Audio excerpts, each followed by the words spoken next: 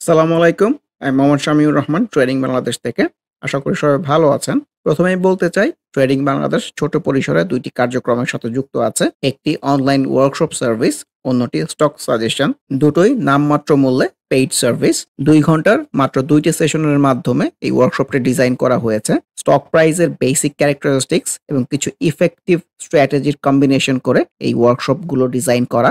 নতুন কিংবা পুরাতন যেকোনো ধরনের বিনিয়োগকারী এই ওয়ার্কশপে অ্যাটেন্ড করতে পারবেন। যারা প্র্যাকটিক্যালি ট্রেডিংটা হাতে কলমে শিখে রেগুলার ইনকাম জেনারেট করতে চান, তারা চাইলে ট্রেডিং বাংলাদেশের এই ওয়ার্কশপ কার্যক্রমে যুক্ত হতে পারেন। এর বাইরে যারা চাকরি, ব্যবসা কিংবা অন্য যেকোনো ধরনের কাজের জন্য রেগুলার এই মার্কেটটা ফলো করতে পারেন না, কিন্তু স্টক মার্কেটের সাথে কানেক্ট থাকতে চান, তারা চাইলে ট্রেডিং বাংলাদেশের স্টক সাজেশন সার্ভিসটা অ্যাভেইল করতে পারেন। এর বাইরে এই চ্যানেলে ট্রেডিং বেসিক্স নামে একটি প্লেলিস্ট রয়েছে।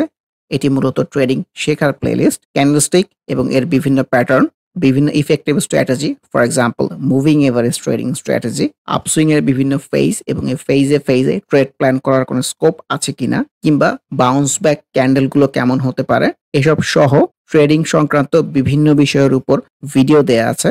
যে যেখানে আছেন সেখান থেকেই ট্রেডিং বেসিক্স প্লেলিস্টটি ফলো করে ট্রেডিং সম্পর্কে আইডিয়া নিতে পারেন।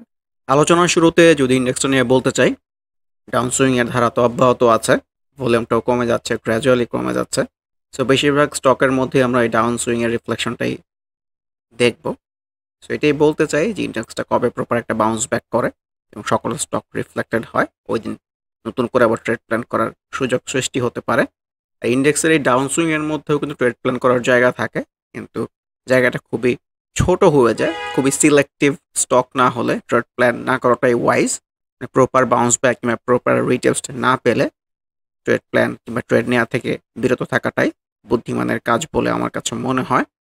ইন্ডিভিজুয়াল স্টক আলোচনার শুরুতেই যদি অ্যাডভেন্ট নিয়ে বলতে চাই, যেটাও কিন্তু একটা half hearted bounce back scenario হতে পারে, যদিও ডিসাইসিভ কোনো কিছু না, ভলিউমটা আসলে ওইভাবে গেইন করতে পারে নাই।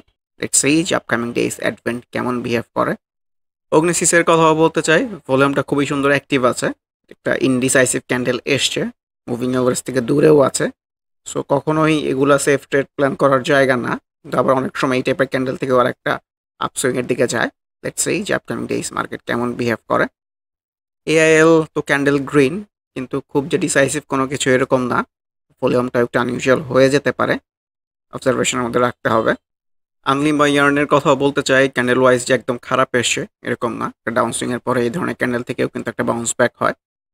এটা কনভেনশনাল সাপোর্টের আশেপাশেই কিন্তু আছে, ভলিউমটা একটু গেইন করেছে। লেটস সে এখান থেকে ছোট হলে একটা আপসুইং জেনারেট করতে পারে কিনা। অ্যাপোলো ইস্পাত এই ধরনের ক্যান্ডেল থেকেও কিন্তু বাউন্স ব্যাক হয় প্রপার একটা ডাউন সুইং এর পরে। আমরা যে ধরনের ক্যান্ডেল থেকে ওই যে এইখানেও কিন্তু ছোট হলেও একটা আপসুইং দেখেছি, ভলিউমটাও নতুন করে পাচ্ছে। Let's see. এশিয়াটিকের কথাও বলতে চাই, আমি কিন্তু এই সিনারিওটাকে একটা রিটেস্ট টাইপ হিসেবেই দেখতে চাই, একটা বাউন্স ব্যাক। তারপরে 2 দিনের কারেকশনের পরে আজকেও কিন্তু কারেকশনের হওয়ার কথা ছিল, সেটা না হয়ে কিন্তু প্রাইসটা সামহাও ধরে রাখতে পেরেছে, ভলিউমটাও মোটামুটি একই লেভেলে আছে। সো এই টাইপের সিনারিও থেকে অনেক সময় আপসুইং হয়। আমরা যে এইখানেও একটা রিটেস্ট সিনারিওর পরে কিন্তু ছোট হলেও একটা আপসুইং হতে দেখেছি। সো এই 4 দিনের সিনারিও থেকেও একটা আপসুইং হলেও হতে পারে। লেটস সি যে মার্কেট কেমন বিহেভ করে। ব্যাংক এশিয়া অনেক লালের পরে কিন্তু একটা ভালো ক্যান্ডেল পাওয়া গেছে, ভলিউমটা গেইন করেছে। সো আপকামিং ডেইজ ভাইটাল হবে, ভলিউম গেইন করতে পারলে এখান থেকে উপরের দিকে যেতে পারে। এইখান থেকে যদি আমরা দেখি ওর ওভারঅল ফ্লো কিন্তু গুটি গুটি পায়ে এখান থেকে কিন্তু উপরের দিকে যাওয়ার ইন্টেনশনসের মধ্যেই আছে। Let's see.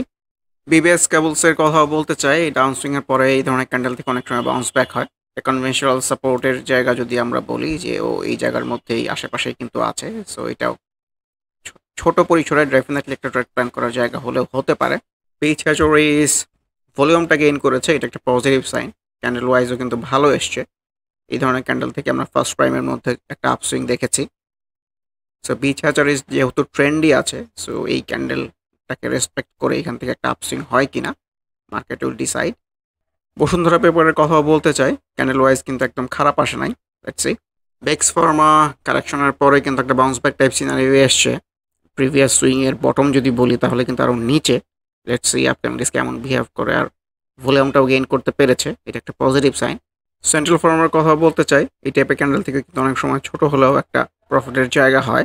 দেখা যাক যে আপকামিং ডেজ কেমন প্লে করে। জেমিনি সি ফুড গতকালে বলতেছিলাম একটা রেস্টেন্ট জোনের মধ্যে ঘোরপাক খাচ্ছে, এই জায়গাটা ব্রেক করে যেতে পারতেছে না। আনইউজুয়াল ভলিউম আর অ্যাক্টিভিটিও লক্ষণীয় ছিল। তো আজকের রিফ্লেকশন কিন্তু ভালো না। হেডেলবার্গ সেলসিনার রিফ্লেকশনটাই পাওয়া গেছে। আইসি বিশ্বনালীর কথা বলতে চাই, যেই টাইপের ক্যান্ডেল থেকেও কিন্তু বাউন্স ব্যাক হয়, ডাউন সুইংয়ের অনেক নিচ থেকেই বাউন্স ব্যাক টাইপ একটা ক্যান্ডেল এসছে। এই টাইপের ক্যান্ডেল থেকে কিন্তু এর আগেও আমরা একটা আপসুইংয়ে যেতে দেখেছি। লেটস সি যে কেমন বিহেভ করে। ইন্স্যুরেন্স সেক্টরের নিয়ে বলতে চাই, যেভাবে আগাচ্ছে এই যে প্রিভিয়াস সুইংয়ের বটমের জায়গাতে চলে আসবে এরকমই মনে হচ্ছে। কেডিএস এর মধ্যেও কিন্তু একটা বাউন্স ব্যাক টাইপ সিনারিও এসছে।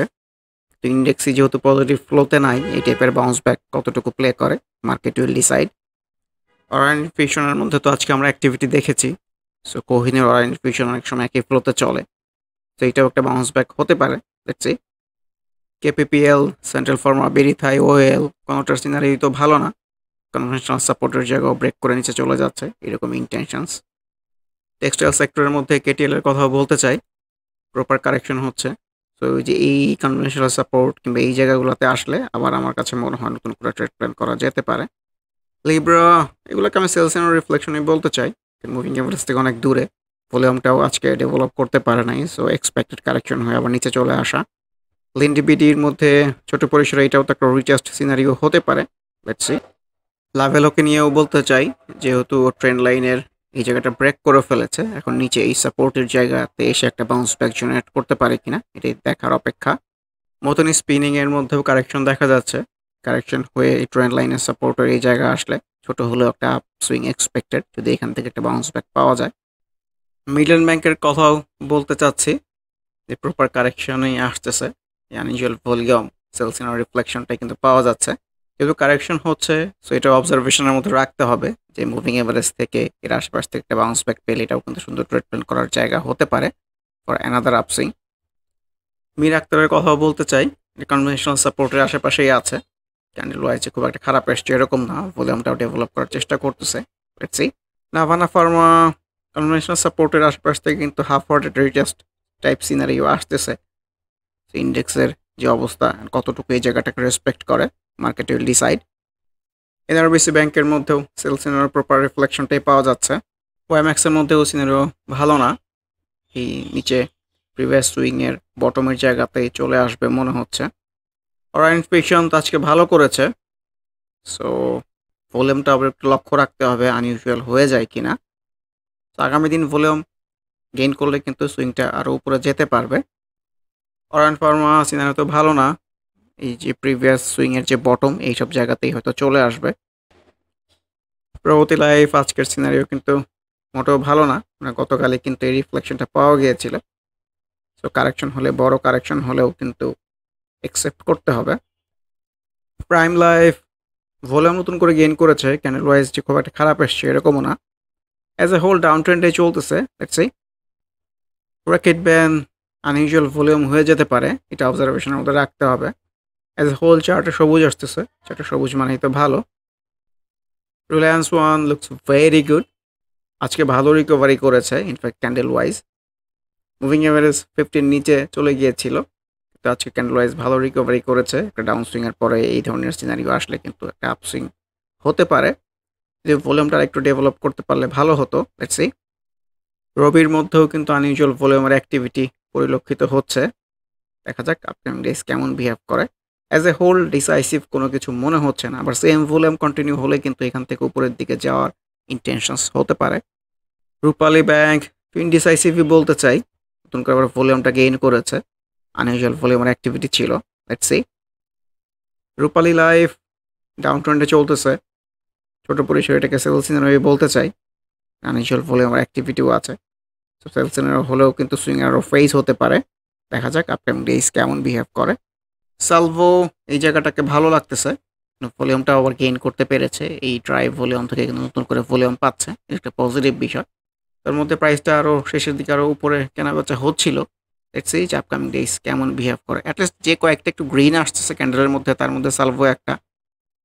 সিপার প্রপার ডাউনসুইং চলতেছে, কবে আবার বায়োর অ্যাক্টিভ হয়ে আপসুইং করতে পারে মার্কেট উইল ডিসাইড। সিঙ্গার বেডি ক্যান্ডেল ওয়াইজ রিফ্লেকশন তো খারাপ না, জায়গাটাও যে খুব একটা উপরের দিকে এরকমও না। Let's see. সোনালি আঁশ সিনারিও মোটেও ভালো না। প্রপার আমার কাছে মনে হয় এই ডাউন ট্রেন্ডের ফ্লোতেই চলতেছে। কারণ ট্রেন্ডি যে ফ্লোটা ছিল, এই যে up swing, then down swing, এই যে আপ সুইং, আবার একটু নিচে এসে আবার আপ সুইং। সো এই ফ্লোর বাইরেও চলে গেছে। এখন এই যে ডাউন ট্রেন্ডি ফ্লোতে আমাদেরকে মনে হয় এইভাবে ভাবতে হবে। সো লেটস সি যে আপকামিং ডেজ কেমন বিহেভ করে। টেকনো ড্রাগন নিয়েও বলতে চাই, আনইউজুয়াল ভলিউমের অ্যাক্টিভিটি কিন্তু আছে। এটলিস্ট নতুন করে এন্ট্রি নেওয়ার জায়গা আসলে এটা না আমার কাছে যেটা মনে হয়, যদিও আজকেও ম্যাক্সিমাম লিমিট পর্যন্ত ছিল। সো এইসব জায়গায় এক্সিট প্ল্যান করাটাই আমার কাছে মনে হয় ওয়াইজ। তো স্ট্রিফা যদিও ভলিউমটা অ্যাক্টিভ আছে, সিনারিও খুব একটা ভালো এরকম মনে হচ্ছে না। অ্যাটসাই এমনি লিভার চার্টে আসলে সবুজ আসতেছে, চার্টে সবুজ মানে তো ভালো। দেখা যাক। পরিশেষে ইন্ডেক্সের 3 মিনিটের গ্রাফটা যদি দেখতে চাই, আসলে 3 মিনিটের গ্রাফটা কেন দেখি, ছোট পরিসরে আসলে বোঝা যায় যে মার্কেটে আসলে কি সিনারিওটা চলতেছে। এই জন্য 3 মিনিটের গ্রাফটা দেখা। ইনফ্যাক্ট যে মার্কেট কিন্তু শুরু হয়ে অনেক নিচে চলে আসছে, তারপরে অনেক সময় প্রপার একটা সাইড প্লে করেছে, মুভিং এভারেজের নিচ দিয়েছিল, তারপরে আবার একটু ডাউন সুইংয়ে এসে এই শেষে কিন্তু আবার কি হয়েছে, একটা আপ সুইং হয়েছে এবং মুভিং এভারেজগুলোকে ক্রস করে উপরে চলে আসছে, which is very positive side. So শেষের যে এইটুকু এইটুকুর মোমেন্টাম কিন্তু ডেফিনেটলি সেলারের চেয়ে বাইরের দিকে। সো আমি সবসময় যেটা বলি যে স্টক প্রাইস চলেই মোমেন্টামের উপরে। তো শেষের দিকে অল্প একটু কিন্তু মোমেন্টামটা বাইরের দিকে এসছে। অ্যাজ এ হোল এখনও কিন্তু ডাউন সুইংই চলতেছে। আমার যদি ডে চার্টে ফিরে আসি, আসলে বলার মতো যে খুব একটা কিছু আছে এরকম না। আজকে গুটি কয়েক স্টক দেখেছি টুকটাক প্লে করার চেষ্টা করেছে, তাও যে খুব ভালো এরকমও না। আর বেশিরভাগ স্টকই তো ইন্ডেক্সের সাথে রিফ্লেক্টেড হচ্ছে, প্রপার ডাউন সুইং হচ্ছে, ম্যাক্সিমামই 3%-এর লোয়ার লিমিট পর্যন্তই ছিল। তো অচিরেই ইন্ডেক্সে একটা বাউন্স ব্যাক দরকার এবং বাউন্স ব্যাকটা ফ্রুটফুল হওয়া দরকার, কারণ এখানে আমরা বাউন্স ব্যাকে থেকে যেটা ফ্রুটফুল হয় নাই। সো একটা প্রপার বাউন্স ব্যাক দরকার, বাউন্স ব্যাকটা যেন ফ্রুটফুল হয় এরকম একটা বাউন্স ব্যাক অচিরেই আসবে, এই আশাবাদ ব্যক্ত করে আজকের ডিসকাশনটি শেষ করতে চাচ্ছি। আবারও মনে করিয়ে দিতে চাই, যারা নামমাত্র মূল্যে প্র্যাকটিক্যাল ওয়েতে ট্রেডিংটা হাতে কলমে শিখে রেগুলার ইনকাম জেনারেট করতে চান, তারা ওয়ার্কশপ অ্যাটেন্ড করতে পারেন। এর বাইরে এই চ্যানেলের ট্রেডিং বেসিক্স প্লেলিস্টের ভিডিওগুলো দেখে যে যেখানে আছেন সেখান থেকে ট্রেডিং সম্পর্কে আইডিয়া নিতে পারেন। এর বাইরে স্টক সাজেশন কার্যক্রমেও যুক্ত হতে পারেন। সবাই ভালো থাকবেন। আল্লাহ হাফেজ। Happy trading. This is Shamir Rahman signing off from today's episode.